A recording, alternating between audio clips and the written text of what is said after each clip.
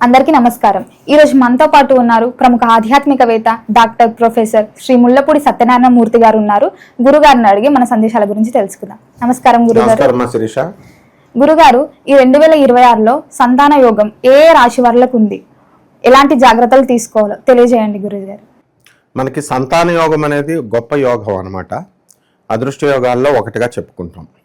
అందువలన 12 రాశుల వారికి సంతాన యోగం ఒక్కొక్క సంవత్సరంలో ఎక్కువగా ఉంటుంది ప్రాబబిలిటీ. ఆ విధంగా రుణానుబంధ రూపేణ పశుపత్ని సుతాలయామన్నారు. రుణానుబంధం ఉంటేనే పిల్లలు పుడతారు. భార్య అయినా పిల్లలైనా తర్వాత ఈ మనం ఇంట్లో పెంచుకునే కుక్క పిల్లలైనా. కాబట్టి పిల్లలు పుట్టినటువంటి వాళ్ళు బాధపడాల్సినటువంటి అవసరం లేదు. రుణం అవతల వాళ్ళకి మనం అప్పులు ఎగ్గొడితే వాళ్ళు సంతానంగా వచ్చి మనకి పిల్లలుగా పుడతారు. ఇది ధర్మశాస్త్రం చెప్పేది. ఇకపోతే మనకు 12 రాశుల్లో ఎక్కువగా ఏలినాటి శని సమయాలలో మనకి పిల్లలు పుడతారనమాట. అంటే మొట్టమొదటగా మనం మేషరాశిని కనుక చూసుకున్నట్లయితే ఆ మేషరాశి వారు అందరికీ కూడా గురుడు సంతానకారకుడు ఎవర్రా అంటే శుభకారకుడు గురుడు. అటువంటి గురుడు మనకి అక్టోబర్ 18, 2025 సంవత్సరం నుంచి డిసెంబర్ 5, 2025 వరకు 4వ ఇంట్లోకి వచ్చాడు. ఆ తర్వాత మళ్ళా మే 14, 2026 తర్వాత కంటిన్యూస్గా మనకి ఈ రాశిలో అర్ధాష్టమంలో ఉంటాడు. కాబట్టి మేషరాశి వారికి సంతానం తక్కువగా కలగడానికి అవకాశం ఉంది ఏలినాటి శని జరుగుతున్నప్పటికీ. ఇకపోతే వృషభ రాశికి వద్దాం. వృషభ రాశి వారిని తీసుకున్నప్పుడు మనకి ఈ యొక్క సంతానకారకుడైనటువంటి గురుడు 3వ ఇంటిలో ఉంటాడు. కాబట్టి ఈ వృషభ రాశి వారికి కూడా సంతానం తక్కువగా కలగడానికి అవకాశం ఉంది. కేవలము ఈ గురుడు బట్టే కాదు, మనకి ఈ శుభగ్రహాలైనటువంటి శుక్రగ్రహ దృష్టి ఇవన్నీ కూడా మనం కన్సిడర్ చేస్తాం. కాబట్టి 50% అవకాశాలు వృషభ రాశి వారికి ఉన్నాయన్నమాట.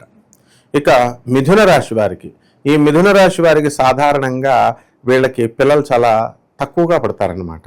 కానీ విచిత్రం ఏంటంటే ఈ సంవత్సరము మనకి గురుబలం బాగా పెరిగి 2026 సంవత్సరంలో సంతానం అధిక శాతంలో కలగడానికి అవకాశం మిథున రాశి వారికి ఉంది.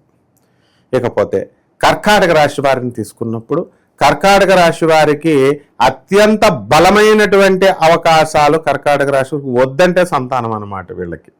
తర్వాత సింహరాశికి కూడా స్వల్ప సంతానం ఉంటుంది జనరల్గా. అటువంటి సింహరాశికి వ్యయ గురుడు అవడం వల్ల వీళ్ళకి 1 or 2 సంతానము, ఒక 40% సంతానం ఛాన్సెస్ ఉంటాయి. ఇప్పుడు కేవలము ఈ సంతానము దేని వల్ల కలుగుతుంది అంటే మనకి చంద్రబాబు నాయుడు గారిని మనం ఇంతకుముందు తీసుకున్నప్పుడు సంతానం తక్కువగా ఉండండి అని చెప్పారు. జనాభా పెరుగుతున్నాను ఒక 10 ఏళ్ల క్రితం. అదే చంద్రబాబు నాయుడు గారు ఇప్పుడు సంతానం పెంచండి, మన దేశం జనాభాను పెంచండి అంటున్నారు. ఇలాంటి వాటి ప్రభావం కూడా ఉంటుంది. అలాగే వాతావరణంలో బ్యాలెన్స్, ఈ ఎయిర్ పొల్యూషను ఇవన్నీ కూడా మనకి దోహదం అవుతూ ఉంటాయి. కాబట్టి రాహుకేతువులను కూడా మనం కన్సిడర్ చేయాలన్నమాట. అందువలన సింహరాశి వారికి స్వల్ప ఛాన్సెస్ ఉన్నాయన్నమాట. ఇకపోతే కన్యా రాశి వారిని తీసుకున్నప్పుడు 100% ఛాన్సెస్ ఉన్నాయి సంతానానికి. అయితే ఈ కన్యా రాశి వాళ్ళంతా కూడా ఇప్పటి వరకు భార్యాభర్తలు కొట్టుకోవడమే సరిపోతుంది. ఇంక వీళ్ళు సంతానం ఎలా కలుగుద్ది?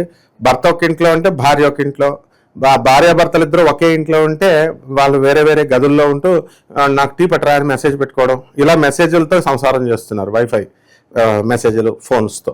సో అయినప్పటికీ ఇవన్నీ ఒక రకంగా ఫుల్ స్టాప్ పెట్టేసుకొని ఈ సంవత్సరము కన్యా రాశి వారికి 100% సంతానం కలగడానికి అవకాశాలు ఉన్నాయి. ఇకపోతే అన్నిట్లకంటే బ్రహ్మాండంగా సంతానం కలిగేటటువంటిది తులారాశి వారికి అన్నమాట.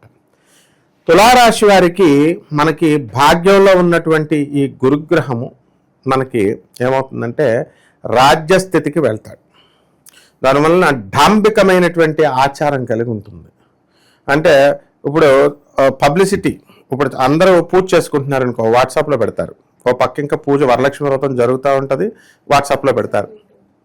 ఇప్పుడు తులారాశి వారి పరిస్థితి ఎలా ఉంటుందంటే ఇంకా 3వ నెల కడుపు వస్తుంది, ఫోటో తీసి వాట్సాప్లో పెడతా ఉంటారనమాట. అలా దాన్నే డాంబికమైన ఆచారము అంటారు. అలాగే ఈ యొక్క ఒక రెమెడీ మనం ఈ తులారాశి వారికి చెప్పినప్పుడు వాళ్ళు ఏం చేస్తారంటే, ఒక పంతులు గారు చెప్పారు, మరి ఈ యొక్క రావి చెట్టు చుట్టూ 108 ప్రదక్షిణాలు చేయమ్మా, చేస్తే కనుక నీకు కడుపు వస్తుందని. వీళ్ళు మొదలు పెట్టింది ఒక రౌండ్ చూసి రెండో రౌండ్ పొట్ట చూసుకుంటా ఉంది. అంటే అంత ఆ డాంబికమైన ఆచారం ఎక్కువ ఉంటుందంటే అర్థం అదనమాట. సో వృశ్చిక రాశి చూద్దాం. వృశ్చిక రాశి వారికి 2026 సంవత్సరంలో సంతానం కలగడానికి అవకాశం ఉంది. అయితే అట్ ద సేమ్ టైం ఇప్పుడు అన్ని సర్జరీలతోనే జరిగేది. కొంచెం ఆ ఆరోగ్య సంబంధమైనటువంటి చిక్కులు ఉంటాయన్నమాట. ఉమ్మినీరు జాగ్రత్తగా చూసుకోవాలా. ఉమ్మినీరులో బేబీ ఎక్కువ కవర్ అవ్వడానికి ఉంటుంది. అలాగే లో బీపీ రాకుండా బీపీ ఎప్పటికప్పుడు చెక్ చేసుకోవాలి. ఇకపోతే ధనుస్సు రాశి వారికి సంతాన యోగం లేదనమాట. వీళ్ళందరికీ ఏంటంటే ధనుస్సు రాశి వారు వాళ్ళ వ్యాపారాలలో తలనిమగ్నం అయిపోతారు. రొమాంటిక్ లైఫ్ గడుపుతారు తప్ప సంతానం అనేటటువంటిది ఇంకా వాళ్ళకి ఛాన్స్ లేదు.